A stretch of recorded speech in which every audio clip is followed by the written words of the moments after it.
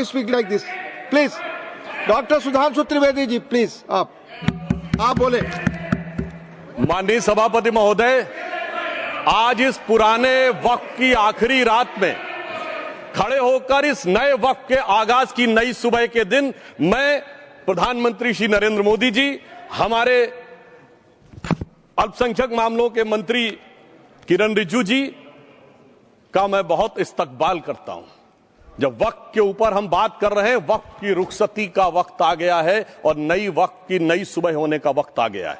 अगर हमें इस पे बात करनी है तो मुझे चार दृष्टि से बात करनी पड़ेगी। एक, इस बिल के तकनीकी प्रावधान जिस पे बहुत सारे लोग बहुत कुछ बोल चुके हैं। दूसरा है वक्त की अवधारणा, तीसरी है वक्त की राजनीति और चौथा है वक्त की राजनीति के नाम पर होने वाली वह सांप्रदायिक बनाम सेकुलर की राजनीति। सबसे पहले हमारे नेता सदन माननीय नड्डा जी ने बताया कि किस विस्तार के साथ इस वक्त कमेटी ने काम किया, किस शिद्दत के साथ हमारी सरकार ने काम किया। और चाहे वक्त कमेटी के जेपीसी के चेयरमैन हमारे उस सदन के सदस्य जगदम्बिका पाल जी रहे हो, हमारे मंत्री जी रहे हो, सबने जिस शिद्दत से काम किया है, तो उनके लिए मैं माननीय प्रधानमंत्री जी अपनी सरकार की तरफ से कहना चाहता हूं कि उन्होंने एक इबादत के भाव से काम किया है।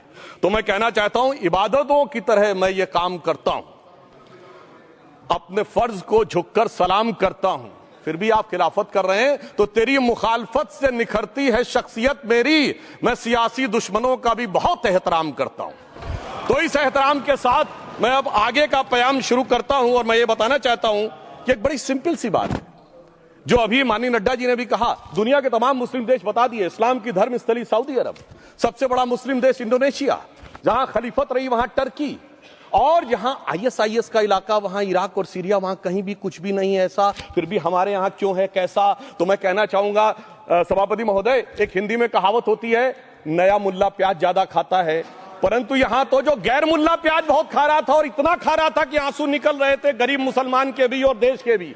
इसलिए मैं कहना चाहता हूं सभापति महोदय, अगर छोड़ दीजिए भारत की बात करिए तो क्या ऐसी कोई शक्ति सिखों के पास है, ईसाइयों के पास है, यहूदियों के पास है, पारसियों के पास है? नहीं है। छोड़ दीजिए, इस्लाम के अंदर आइए। अगर इतना भाईचारा है तो ये सुन्नी वक्फ बोर्ड और शिया वक्फ बोर्ड अलग क्यों है मेरे भाई? जमीन पे एक दूसरे पे एतबार नहीं है, सिर्फ सियासत के लिए साथ में आने की बात है। ये भी जरा सोचने की बात है। और जो अकलियतों में भी अकलियत है, आगा खानी है, बाकी है, जो बोहरा है, उनकी तो कोई गिनती नहीं है। हमारी सरकार ने पहली बार मुस्लिम समाज के अंदर भी ईमानदारी से सबको समान प्रतिनिधित्व देते हुए एक नई सुबह के नए वक्त का आगाज किया है। इसके लिए मैं सरकार को बधाई देना चाहता हूं। और सिर्फ ऐसा ही नहीं है, मुस्लिम समाज के अनेक लोग इस प्रकार के नियमों से बहुत प्रभावित हुए और बहुत प्रताड़ित हुए, जिसके अनेक उदाहरण बहुत लोगों ने बताए होंगे। मोहम्मडन एजुकेशन सोसाइटी कोल्हापुर का केस है, ईदगाह मैदान हुबली का केस है, जिसपर सुप्रीम कोर्ट ने साफ साफ उसको हुबली धारवाड़ म्युनिसिपल कॉर्पोरेशन को वापस कर दिया। अनीसा अयासा वर्सेस तमिलनाडु वक्फ बोर्ड का केस है, तेलंगाना स्टेट वर्सेस मोहम्मद मुजफ्फर का केस है, हिमाचल प्रदेश वक्फ बोर्ड वर्सेस ख्वाजा खलीलुल्लाह का केस है, और सभापति महोदय ताजमहल पर भी दावा कर दिया गया।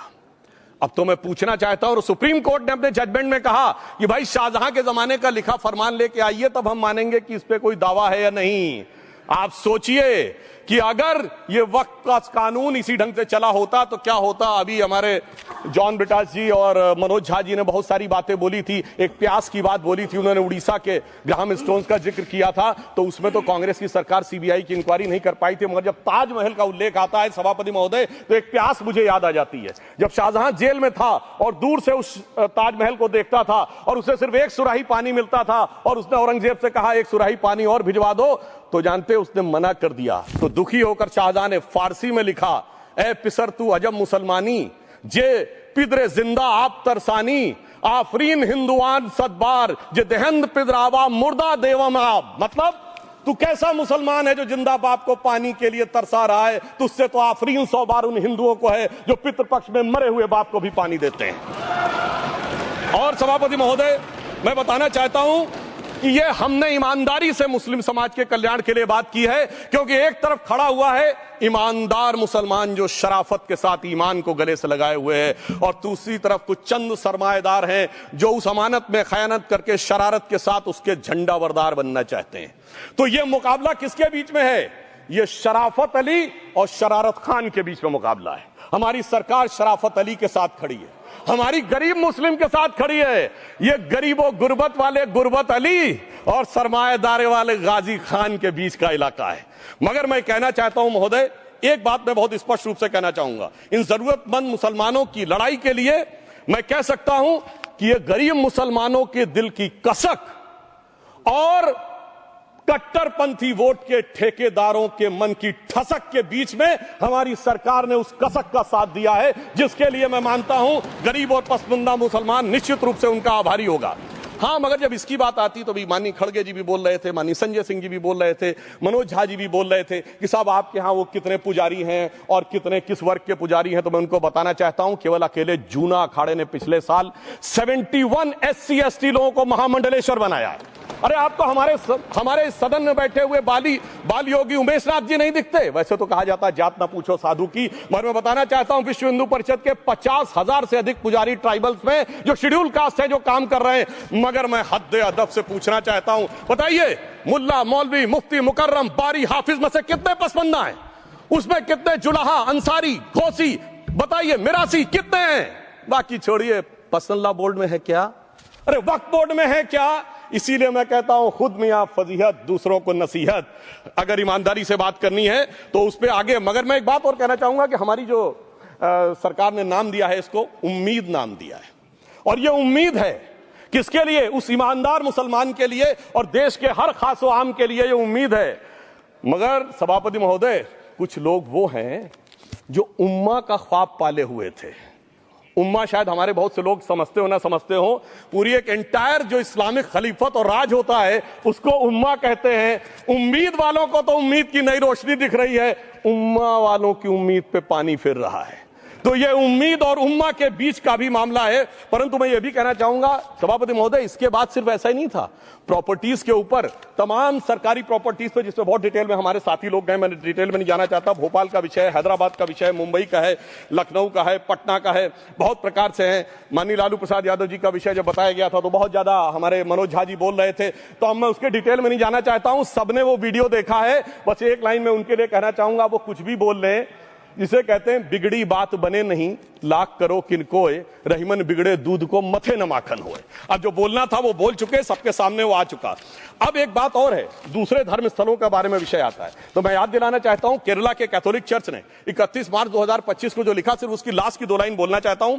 We request the central government to get the amendment bill passed as early as possible so that the tears of thousands of suffering people in the place like Munambam can be wiped out only by a legal amendment that can provide a permanent solution to their suffering.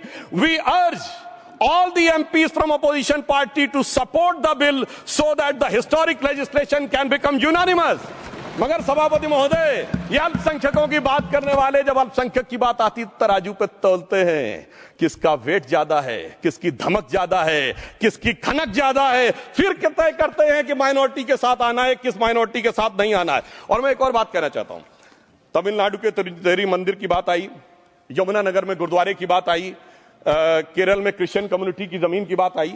बहुत सारे लोग places of worship के act की बात करते हैं, तो as per places of worship act Tamil Nadu का मंदिर का तो स्टेटस नहीं चेंज हो सकता भाई। 15 अगस्त 47 के बाद किसी प्लेस ऑफ वर्शिप का स्टेटस नहीं चेंज हो सकता, तो वक्फ बोर्ड को क्लेम फॉरफिट कर देना चाहिए, because it is in contrast to the places of worship act. परंतु अब सुनिए, यही गुरुद्वारे के बारे में भी होना चाहिए। मगर सभापति महोदय, चाहे वक्फ बोर्ड का एक्ट हो, चाहे प्लेसेस ऑफ वर्शिप एक्ट हो, एक ही को फायदा होना है, जिसे कहावत में कहते हैं खरबूजा छुरी पर गिरे या छुरी खरबूजे पे गिरे, आखिर में कटना भगवे रंग के खरबूजे को ही होता है।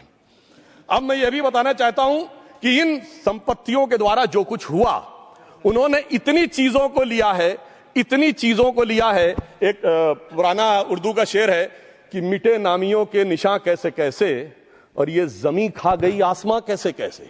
इस जमीन ने कैसे कैसे लोगों को अपने में समा लिया, इसकी तमाम तारीख गवाह है। अगर मैं इसमें बहुत डिटेल में जाऊंगा तो सदन का बहुत सारा वक्त जाएगा, परंतु मैं एक बात ये कहना चाहता हूं कि जब इतना ज्यादा आगे बढ़ गया तो फिर कोर्ट ने आगे इंटरवेंशन करना शुरू किया। मैं डिटेल में नहीं जाना चाहता हूं। अभी कार्तिकेय शर्मा जी ने, बहुतों ने बोला सैयद फसल का case versus Union of government, Allahabad high court के केस को कहा, मगर Bashir versus state of West Bengal case में उन्होंने बहुत क्लियर कट कहा है कि waqf is not a religious denomination in accordance with Article 26 of the Constitution, so the matter relating to the restricting the economic, financial, political and other sectoral activities that may be associated with religious practice under Article 25(2)(a) of the Constitution can be regulated by the state.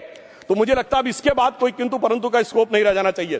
परंतु उसके बाद भी सभापति महोदय जो कानून को न माने, जो कहे संविधान को नहीं मानेंगे और जो ये कहे कि साहब अदालत के आदेश को भी नहीं मानेंगे, तो फिर इसका मतलब उसके मन में तो एक ऐसी बादशाही आ गई है। इसके लिए मुझे सभापति महोदय वो पुरानी वाली फिल्म अगर लोगों को याद हो तो मुगले आजम का वो सीन याद आता है कि जब अकबर ने अनारकली को कैद कर लिया तो सलीम कहता है जब्त मैं करूं जिसकी की जमीन वीरान हो गई है, जब्त वो न करे जिनके सिर्फ शौ के बाद चाहत को ठेस पहुंची है। ये जिल्ले इलाही की बादशाही नहीं बल्कि खुदाई है। मैं कहना चाहता हूं जो संविधान को न माने, कानून का न माने, इसका मतलब वो अपनी खुदाई में जी रहा है। तो ये वो लोग हैं। और वैसे मैं सभापति महोदय खुदाई से आजकल बहुत से लोगों को डर लगता है, क्योंकि जहां जहां खुदा है वहां वहां भगवान है, जहां जहां खुदा है वहां वहां भगवान है। बाकी आप सब बहुत बुद्धिमान हैं। अब मैं ये भी बात कहना चाहता हूं, और वैसे आखिर में उस अनारकली को कैद से छुड़ाने के लिए सलीम का एक हिंदू साथी दुर्जन सिंह ही आया था। मैं कह सकता हूं कि वक्फ की इस मुकद्दस जमीन को अगर कैद करके रखा है तो उन चंद लोगों ने जिनके दिमाग आज भी उन चीजों में भरे हुए हैं कि कोई समझता हम तो किसी जमाने में हुक्मरान वक्त थे, कोई कहता हुजूर नवाब थे, कोई कहता बादशाह आलमगीर थे, कोई कहता है बादशाह गाजी जिंदा पीर थे। तो नदीमुल हक साहब ने जो बोला था ना, किसी के बाप का हिंदुस्तान थोड़ी है, बिल्कुल मैं कहना चाहता हूं जिन्होंने इस देश के लिए खून बहाया उनके बाप का हिंदुस्तान है, उस गरीब मुस्लिम कारीगर के बाप का हिंदुस्तान है। पर जो ये कहते हैं कि आगरे का लाल किला किसके बाप ने बनवाया, आगरे का किला किसके बाप ने बनवाया, दिल्ली का किला किसके बाप ने बनवाया, हैदराबाद का चार मीनार किसके बाप ने बनवाया, उसके बाप का यह हिंदुस्तान नहीं है। और उसके बाद भी जो आप करना चाहते हैं, अगर इस रास्ते में आप कांटे बिछाना चाहते हैं तो उनके लिए एक लाइन कहना चाहता हूं सभापति महोदय, तेरी तमन्ना है पर हम खार न बोने देंगे, खार कांटों को कहते हैं, तेरी तमन्ना है पर हम खार न बोने देंगे, तुझे हम राह की दीवार न होने देंगे, तू सबको रौंद कर आगे जो निकलना चाहे हम तेरी इतनी भी रफ्तार न होने देंगे। और इसीलिए हमारी सरकार ने इस विषय के ऊपर एक सही और सटीक प्रयोग करने का प्रयास किया है। मैं दूसरी बात यह भी बताना चाहता हूं, हमारे डीएमके के तिरुचि शिवाजी ने अनायास अकारण यह बात बोली थी कि उस समय जब जिन्ना का उल्लेख करते हुए उन्होंने कहा कि पार्टीशन के समय, तो मैं उनके सुलभ संज्ञान के लिए बता देता हूं, 1946 की कॉन्स्टिट्यूएंट असेंबली में मद्रास प्रेसिडेंसी में 30 आउट ऑफ 30 सीट जो थी वो मुस्लिम लीग ने जीती थी विद 95% ऑफ वोट्स, और एक भी मुस्लिम वहां के बाद बाहर नहीं गया। इसलिए मैं ईमानदारी से कहना चाहता हूं, फैक्ट को समझिए। और जो मद्रास प्रेसिडेंसी के मुस्लिम लीग के अध्यक्ष थे और पीजे पोकर साहब बहादुर और मोहम्मद इस्माइल, वही बाद में इंडियन यूनियन मुस्लिम लीग के अध्यक्ष बने, और उन्होंने 28 अगस्त 1947 को सेपरेट इलेक्टोरेट मांगे। जो कोई जाके कॉन्स्टिट्यूएंट असेंबली की डिबेट में पार्लियामेंट किया, आप वेबसाइट पे पेज नंबर 270 पे जाके पढ़ लीजिएगा, सरदार पटेल ने बड़े गुस्से में इस बात को कहा, अब जो हो गया सो हो गया, एक रात में दिल नहीं बदल गया, मगर अब देश के लिए कैसे आगे बढ़ना है उसके लिए ईमानदारी से आगे आओ। और खैर मैं अंबेडकर जी और पटेल जी के बहुत सारे वो कोट कर सकता हूं, सारी बातों को छोड़िए, मगर अफसोस की बात यह है सर कि अभी मनोज झा जी ने बोला था हम में से कोई शक है, कोई हूण है और ये करिए। अरे भैया जमाने चले गए, अब जेनेटिक सीक्वेंसिंग का जमाना आ गया है। और जेनेटिक सीक्वेंसिंग ने क्या प्रूव किया है, दुनिया के सबसे बड़े मुस्लिम देश इंडोनेशिया के राष्ट्रपति आए थे और राष्ट्रपति भवन में उन्होंने डिनर के दौरान कहा कि few weeks back I got my genetic sequencing done and I was told that I am an Indian GDNA. अरे साहब कहां गुलामी की मानसिकता में पड़े हुए हैं सभापति महोदय। और यहां गुलामी की मानसिकता इस कदर पैबस्त है लोगों के दिमागों में, किसी सदन के एक सदस्य यहां विराजमान है, वो उस समय महाराणा सांगा का उल्लेख कर दिए। मैं ईमानदारी से कहता हूं एक भी इंडियन सोर्स में इसका उल्लेख नहीं है, सारे के सारे फॉरेनर्स और लुटेरों के सोर्स में उल्लेख है। इसीलिए मैं कहता हूं ये गुलामी के जिन्होंने गुलाम बनाया उनके सोर्सेस पे यकीन ना करिए। और वैसे थोड़ा सा आउट ऑफ कॉन्टेक्स्ट हो तो ये भी बोल दूं, हमारे सदन के बहुत सदस्यों को नहीं पता होगा, अलेक्जेंडर के आक्रमण का किसी भारतीय सोर्स में कोई उल्लेख नहीं है, पोरस नाम के किसी राजा का उल्लेख नहीं है, सिर्फ और सिर्फ ग्रीक में है। इसलिए गुलामी की मानसिकता से बाहर निकलिए, तब इन चीजों को आप सही ढंग से समझने में सफल होंगे। मेरा अब यह भी अनुरोध अपने सदस्यों के साथ है। वक्त की अवधारणा के बारे में बहुत कुछ बोला जा चुका है कि ये ओरिजिनली कहां से आया, पर मैं इतना कहना चाहूंगा, सबसे पहले वक्त का उल्लेख आता है जब ससनिड एम्पायर को खलीफा उमर ने कैप्चर किया तो आज का जो सदन इराक है उसके इलाके को उन्होंने वक्फ डिक्लेयर किया और वो स्टेट के द्वारा कंट्रोल होता था। स्टेट के बारे में माननीय नड्डा जी ने अभी बताया कि बड़े बड़े देशों में किस ढंग से होता था। सर सैयद अहमद खान ने भी वक्फ को मूल इस्लाम का हिस्सा न मानते हुए इसके लिए मुजार शब्द कहा है जो शरिया के अंतर्गत आता है, और इसी के लिए उन्होंने फतवा आलमगीरी को भी कोट किया था। और इसीलिए 1894 की जो प्रिवी काउंसिल का जजमेंट जो आया था वो वक्फ अल औलाद के खिलाफ आया था। मगर सभापति महोदय 1906 में कलकत्ता कांग्रेस अधिवेशन में कांग्रेस ने प्रस्ताव पारित किया कि प्रिवी काउंसिल के जजमेंट में कुछ गलती है, इसे बदलना चाहिए।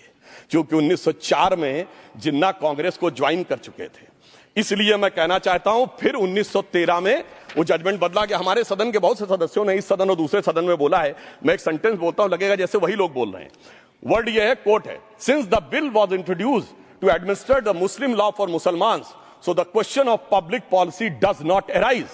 लगता है जैसे हमारे कोई सदस्यों में बोल रहा हूं। सर, ये मोहम्मद अली जिन्ना ने अप्रैल 1913 में ही used this word while moving the report of the select committee to the imperial legislative council. Sir, 1913 से 2013 तक भाषा ही नहीं बदली और आज भी भाषा नहीं बदल रही है। हमें ईमानदारी से, और उस समय यूपी और बंगाल ने उसका विरोध किया था। आज यूपी और बंगाल के लोग किस तरीके से साथ में है वो पूरी तरीके से दिखाई पड़ता है।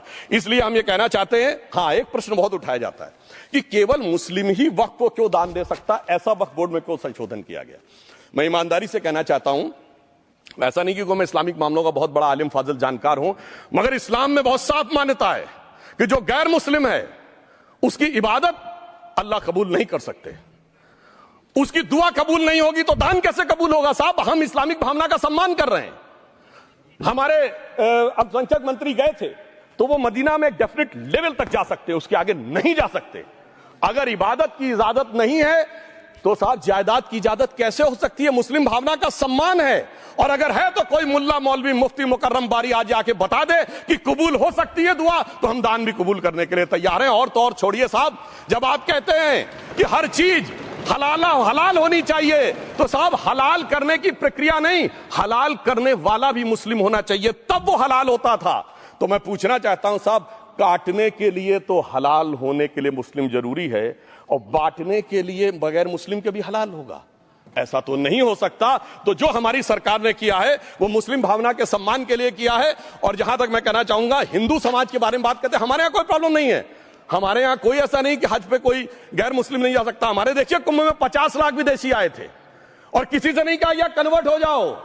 इसलिए मैं कहना चाहता हूं, हिंदुइज्म की धारणा और बाकी धारणा का जो तुलना करने का प्रयास करते हैं वो बहुत उचित नहीं है। मगर सभापति महोदय, इस वक्त ने कई अद्भुत नजारे दिखाए।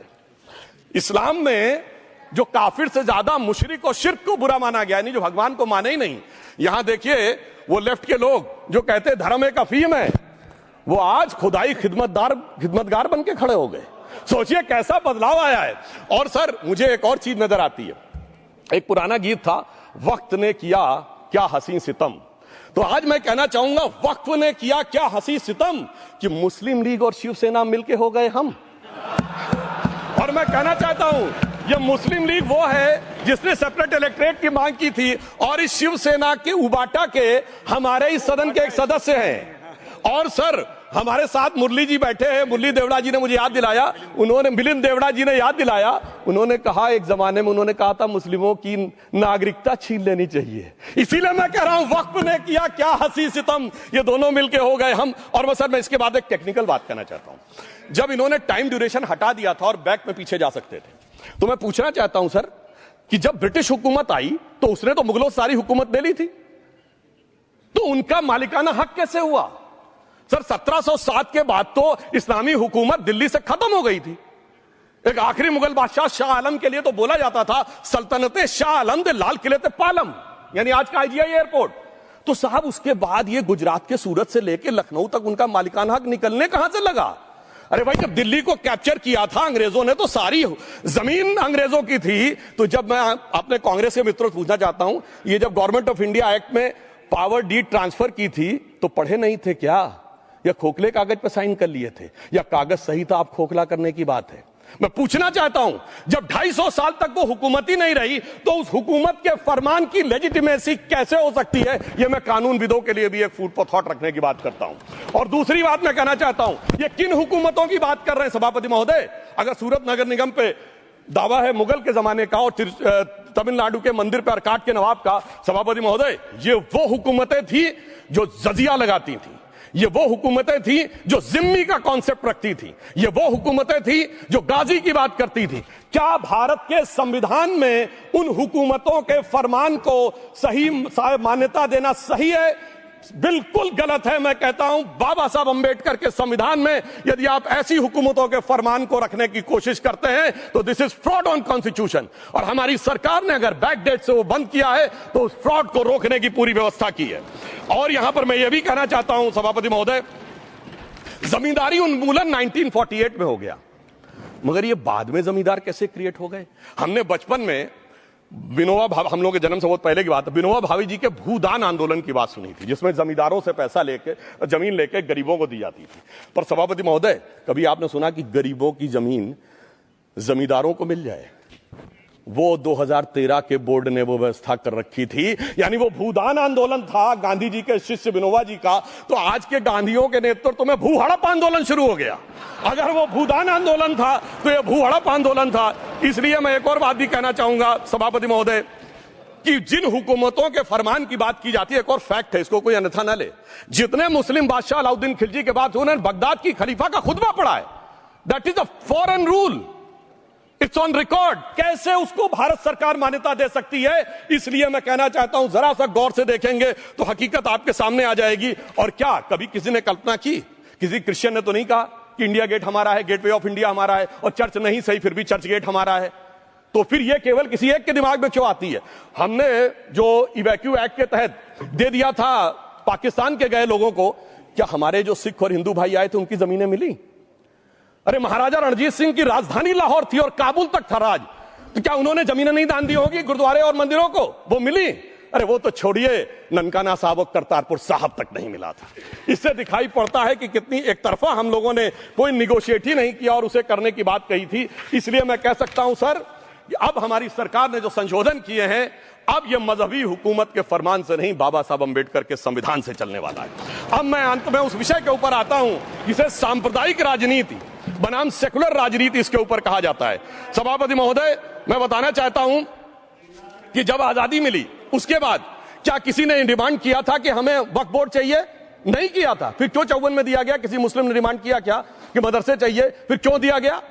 मुस्लिम समाज तो राष्ट्र की मुख्य धारा में आने को तैयार था, इसीलिए यूसुफ खान, दिलीप कुमार के नाम से आने में उन्हें कोई प्रॉब्लम नहीं थी।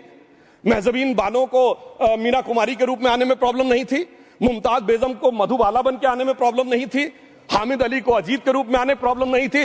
मगर, और मैं यह भी बताना चाहता हूं, मुस्लिम समाज में बहुत बड़ा तबका उस समय इस बात को सोच रहा था, और अभी कपिल सिब्बल साहब बोले, ये उस चीज के वकील नहीं, इन्हें पता होना चाहिए, पता होगा कि सुन्नी सेंट्रल वक्फ बोर्ड राम मंदिर में 1961 में मुद्दई बना है, 12 साल के बाद। क्योंकि के मोहम्मद ने लिखा है कि एक बहुत बड़ा तबका था जो ये मानता था कि हमें इस चक्कर में नहीं पड़ना चाहिए। मगर अफसोस कि वही लेफ्टिस्टों, सेकुलरिस्टों ने उनको समझाकर इस मुकाम तक लाकर खड़ा कर लिया। अब यहां मैं एक और बात कहना चाहूं, खैर छोड़िए उन सरकारों ने बाद में क्या दिया, मगर उसके बाद सुनिए, इंदिरा जी के जमाने में मुस्लिम पर्सनल लॉ बोर्ड आया, तो राजीव जी के जमाने में शाहबानो केस आया, तो नरसिम्हा राव के जमाने में 95 का एक्ट आया, तो मनमोहन सिंह जी के जमाने में 2013 का एक्ट आया, मगर इलाज नहीं निकला। तो इसे एक शेर में कहूंगा कि मरीजे सेकुलर इश्क पर लानत खुदा की, मर्ज बढ़ता गया जो जो दवा की। अब मैं सभापति महोदय एक और बात कहना चाहता हूं, शुरू के 20-25 साल में मुस्लिम समाज के बारे में मैं कहना चाहता हूं। आज जब आजादी मिली तो मुस्लिम समाज के प्रतीक कौन थे?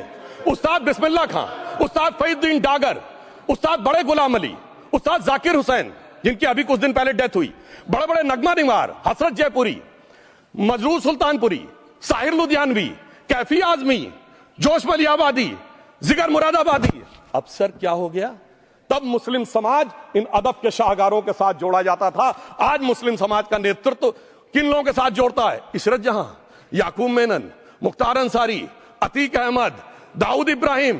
कौन जोड़ रहा है ये? तब से सर, जब से ये सेकुलर हो गया देश 1976 से और सेकुलर सियासत शुरू हुई, उसने ले जाकर इनको इस मुकाम तक पहुंचाया।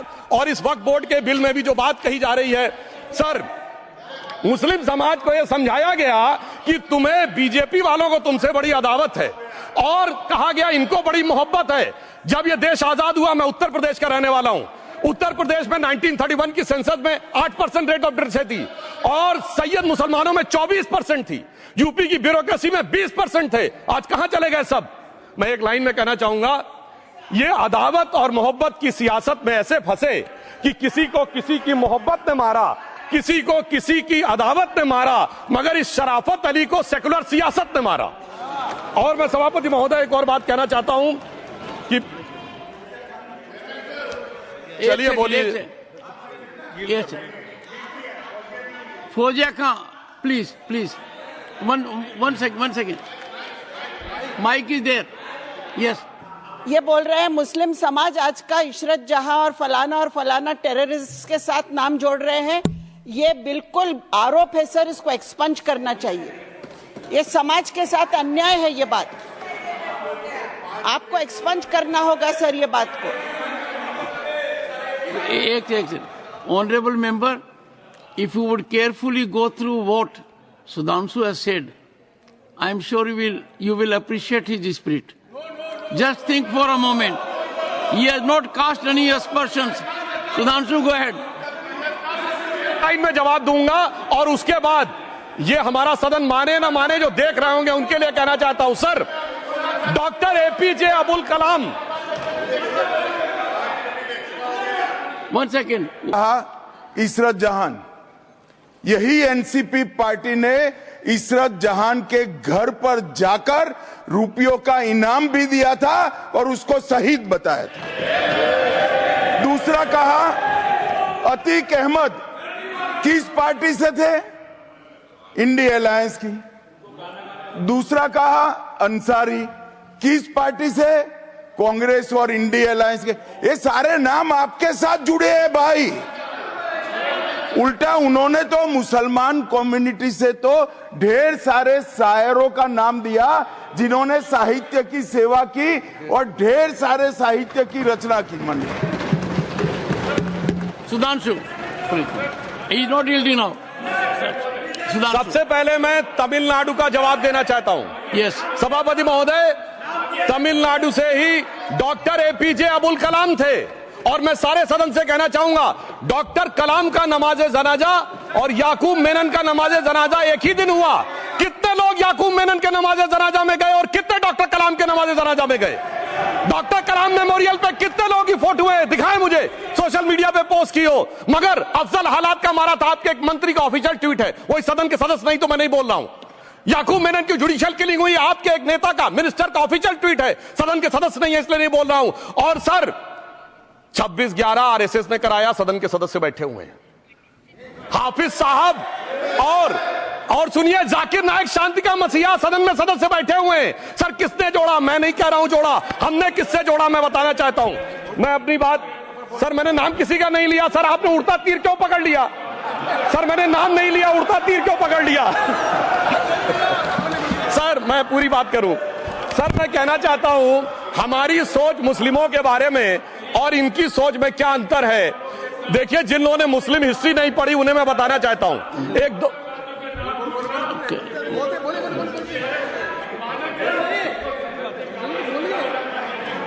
सभापति महोदय, मैं थोड़ा उन लोगों को इस्लामिक हिस्ट्री के बारे में बताना चाहता हूं। Honourable Digvijaya Singh, please, no, I'll give a chance. I'll give. माननीय सदस्य, ऑनरेबल दिग्विजय सिंह जी। माननीय सभापति महोदय, जो माननीय सदस्य ने एक बात कही है, मैं सुन रहा था डॉक्टर त्रिवेदी जी की बात। उन्होंने कहा था ऐसे ऐसे ऐसे मुसलमान हम लोगों के साथ हैं और वैसे वैसे मुसलमान इन लोगों के साथ हैं।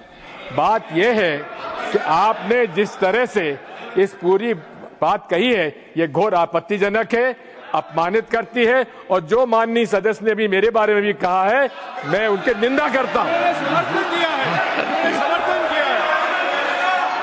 Honourable home minister, honourable home minister, honourable home minister, एक second. Okay, one second, your mike will be on.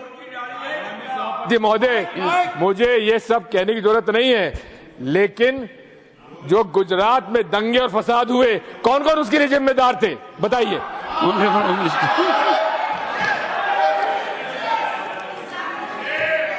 मान्यवर, मैं ध्यान से बारीकी से पूरे संवाद को सुन रहा हूं। माननीय सदस्य सुधांशु जी ने दिग्विजय सिंह का नाम नहीं दिया। अब वो खड़े होकर कहे मेरे बारे में कहा, इससे साबित हो गए। और अभी भी मौका है, अभी भी मौका है। आपने नहीं कहा है कि 26/11 के हमले में आरएसएस का हाथ था, तो अभी खड़े होकर माइक चालू कराकर बुलवा दीजिए। माननीय, और आपत्तिजनक बात है, मैंने ये बात कभी नहीं कही है, ये आप लोगों का प्रचार है। मेरी आपत्ति इस बात की थी कि सभी माननीय सदस्य ने और बात कही है कि अब हमारे तरफ ऐसे ऐसे मुसलमान थे और वैसे वैसे मुसलमान हम लोग की तरफ थे। ये पूरे समाज के साथ, पूरे अल्पसंख्यक समाज के साथ अपमानजनक बात है। और माननीय सभापति महोदय, आप बताइए, माननीय गृह मंत्री जी, आप वहां पर थे, गृह मंत्री थे जब दंगे हुए थे, तो आप लोगों का क्या रोल था, ये जन जाहिर करें। जन ऑनरेबल होम मिनिस्टर, मान्यवर, इनको मेरा हुआ ऐसा है कि मैं ही दिखाई पड़ता हूं। आपकी सुनिए, सुनिए, अब सुनिए ना दिग्विजय सिंह, सुनिए, 1 मिनट सुनिए। दंगे शांत होने के बाद 18 महीने के बाद मैं गृह मंत्री बना। दंगा हुआ तब मैं गृह मंत्री नहीं था। सुधांशु त्रिवेदी, संदर्भ में किसी का नाम नहीं लिया। अजीज बर्नी की किताब थी 2611 एंड आरएसएस कॉन्स्पिरेसी, कोई जाके चेक कर ले उसमें कौन कौन कहां कहां था। अब मैं मुसलमानों के बारे में कहना चाहता हूं, मुस्लिम समाज के लिए। बहुत से लोग ऐसे हैं जिनको मुस्लिम समाज की हिस्ट्री नहीं पता है। मैं बताना चाहता हूं, भारत से जब न्यूमेरिक सिस्टम सबसे पहले गया तो अल जहार थे सबसे पहले, जिन्होंने जाके 1793 में जो सूर्य सिद्धांत था उसका अरबी में ट्रांसलेशन हुआ सिंध हिंद।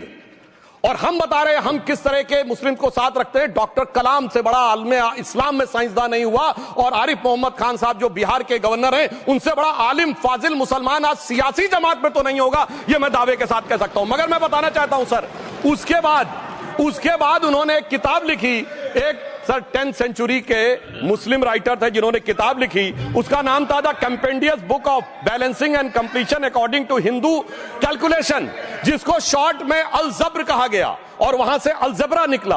और सर उसके बाद अल ख्वारिज्म आया। और सर आज मेरे ख्याल से सदन के बहुत से लोगों को नहीं पता होगा, ये जो एल्गोरिथम वर्ड है ये अल ख्वारिज्म से आया हुआ है। एक जमाने में इस्लाम में बैतुल हिकमत था, यानी वो सबसे बड़ा हिकमत का केंद्र था, जब एक से एक लोग होते थे। बहुतों को नहीं पता होगा कि कोलंबस ने जिस नक्शे के थ्रू दुनिया ट्रेवल किया था, वो बनाने वाला भी एक मुस्लिम था, अल इदरीसी। मगर सर एल्गोरिथम आज ऐसा बदला कि एआई के एज में दलगत भावना से ऊपर उठकर औरंगजेब के साथ खड़े हो गए।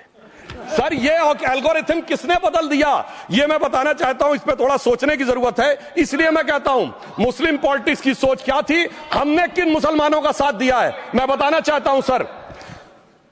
वीर अब्दुल हमीद की शहादत की 50वीं वर्षगांठ 2015 में हुई। प्रधानमंत्री मोदी जी ने उनके पूरे परिवार को और उनकी पत्नी को बुला के सम्मानित किया, और इन लोगों ने उस यासीन मलिक को, जिसके ऊपर 3 एयरफोर्स के ऑफिसर्स को हत्या करने का आरोप था, वो प्रधानमंत्री आवास में सर साफ दिखाई पड़ता है कौन किसके साथ खड़ा हुआ है, कौन किस तरह के मुसलमान के साथ खड़ा हुआ है। और सर मैं ये भी कहना चाहता हूं सर, ये पिछले सर अपने टर्न पे बोलिए सर, पिछले 30-35 सालों से हुआ खड़ा किया जा रहा है। 1990 में जब राम मंदिर आंदोलन हुआ, कहा गया बीजेपी आएगी उत्तर प्रदेश में खा जाएगी। सर बीजेपी आने के बाद उत्तर प्रदेश में जानते क्या हुआ सर, 22 साल से शिया सुन्नी के बीच में जो दंगे चलते थे और मदे साबा का जुलूस नहीं निकलता था, शिया समुदाय का मदे साबा का जुलूस लखनऊ में हमारी सरकार में निकलना शुरू हुआ। और उसके बाद कहा गया केंद्र में भाजपा आएगी तो खा जाएगी। सर अटल जी की सरकार आई, इतनी शानदार स्थिति रही। उसके बाद कहा गया गुजरात में आएगी तो भाजपा खा जाएगी। सर गुजरात का मुसलमान आज सबसे समृद्ध मुसलमान है, सबसे ज्यादा जकात वहां से आता है। उसके बाद कहा गया मोदी जी की सरकार आएगी तो क्या होगा। सर मोदी जी की सरकार आने के बाद हमारे साथियों ने बताया है अल्पसंख्यक समुदाय के 70% लोग हैं जिनको किसी न किसी एक योजना का लाभ जरूर मिला है। और सर फिर कहा गया सीए आएगा तो नागरिकता छिन जाएगी। सर उसके बाद भी आपने सब देखा, और सर हम बचपन में सुनते थे कि राम मंदिर बनने लगेगा तो मिडिल ईस्ट के देश पेट्रोल देना बंद कर देंगे। सर राम मंदिर भी बन रहा है, और भारत मिडिल ईस्ट कॉरिडोर भी बन रहा है, और अबू धाबी में भी मंदिर बन रहा है, और 4 मुस्लिम देशों ने सर्वोच्च नागरिक सम्मान मोदी जी को दिया हुआ है। इसलिए मैं कहना चाहता हूं सर, मर्ज हो तो उसका इलाज किया जा सकता है। जैसे हमारे यहां वैद धन्वंतर माने गए हैं, इस्लामी अकीदे में वैद हकीम लुकमान माने गए, तो कहा गया है उनके लिए कि इसमें क्या रखा है, देखे है जो तू आन के पास, बदगुमा वहम की दारू नहीं लुकमान के पास। यानी मर्ज का इलाज है, पर वहम का इलाज तो हकीम लुकमान भी नहीं कर सकते जो आपने पाल कर रखा है। मैं कहना चाहता हूं, हम किन मुसलमानों की बात करते हैं? आप गंगा जमुनी तहजीब की बात करते हैं। सर दारा शिकोह औरंगजेब का बड़ा भाई था, उसने उपनिषदों का अध्ययन किया, संस्कृत में अनुवाद कराया और नाम रखा सिर्राए अकबर, यानी वर्ड्स ऑफ गॉड। मैंने किसी को दारा शिकोह की जयंती मनाते हुए नहीं देखा। मैं पूछना चाहता हूं, बेगम बीबी ताज, उनके घर पे जाते किसी ने सुना? सर ये बताइए, आलम शेख, इतने बड़े कृष्ण भक्त के कवि, किसी ने सुना उनके घर पे जाते हुए? मलिक मोहम्मद जायसी, जिन्होंने पद्मावत लिखा, उत्तर प्रदेश के रहने वाले, उनके घर पे कोई गया? ये बताइए, ब्रिगेडियर मोहम्मद उस्मान के घर पे कौन गया? आजमगढ़ में, गाजीपुर के रहने वाले थे, आज तक जाने वालों में नहीं दिखे। और मैं सर बताना चाहता हूं एक और बात, सर एक सैयद इब्राहिम रसखान हुए हैं, बहुत बड़े कृष्ण भक्त के कवि। सर जिन्होंने क्या लिखा, उन्होंने कहा मेरा अगला जन्म हो तो भी मैं कृष्ण भक्ति बनना चाहूंगा, मनुष्य बनूं तो ग्वाल बाले के रूप में और पशु बनूं तो गाय के रूप में। उन्होंने कहा मानुष हो तो वही रसखान, बसों ब्रज गोकुल गांव के ग्वारन, जो पशु हो तो कहा बस मेरो चरो नित नंद की धेनु मजारन। सर उन्होंने कहा गायों के बीच में नंद बाबा की गायों में जन्म लेना चाहूंगा। मगर सर आज एक ऐसे नेता आए हैं इस देश में जिनको गायों से बदबू आने लगी है, तो उनके लिए मुझे मेरे मन में भाव आता है सर कि श्री रामचंद्र कह गए सिया से, ऐसा कलयुग आएगा, गोपालक श्री यदुवर कुल में एक ऐसा नेता आएगा जिसे बकरे कटने में खुशबू मिलेगी, गौ माता में बदबू पाएगा। रामचंद्र कह गए सिया से, कैसा कलयुग आएगा। अब सर मैं एक और बात भी कहना चाहता हूं, हम किनको मानते हैं? सर नजीर अकबराबादी को सुनिए, कृष्ण भक्त के लिए क्या कहा। सर मैं एक बोलना चाहता हूं, बुल्ले शाह ने क्या कहा? बुल्ले शाह ने कहा, अभी होली गुजरी है, उसने कहा था आज होली खेलूंगी मैं, कर बिस्मिल्लाह।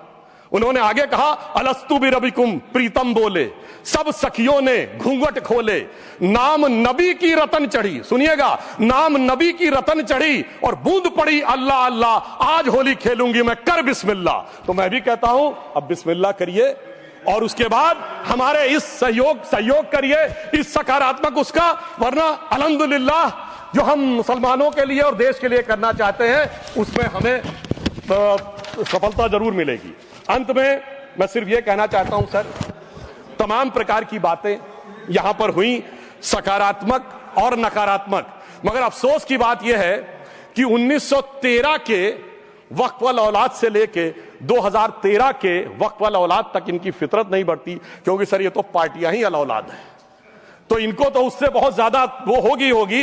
पर मैं सिर्फ अंत में कहना चाहता हूं सर, अपनी सोच बदलिए।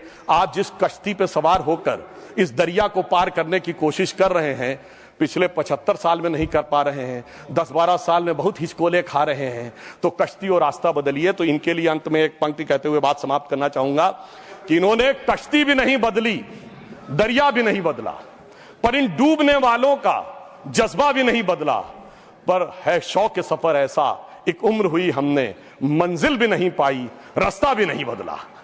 अब अगर नई मंजिल पानी है, नई मंजिल की नई सुबह देखनी है, तो मैं कहना चाहता हूं आइए सबको साथ लेकर चलिए। और एक ऐसा वक्त आया है जब मैं जो हमारे किरण रिजिजू जी ने कहा था कि मैंने एक शम्मा जलाई हवाओं के खिलाफ, तो मैं प्रधानमंत्री मोदी जी की तरफ से कहता हूं कि हमें इल्जाम मत दीजिए, बहुत अफसोस होता है, हमें इल्जाम मत दीजिए, बहुत अफसोस होता है। बड़ी तरकीब से कश्ती यहां तक लेके आए हैं और बदल देते हैं हम दरिया की लहरें अपनी हिम्मत से, आंधियों में भी अक्सर चिराग हमने जलाए हैं। धन्यवाद।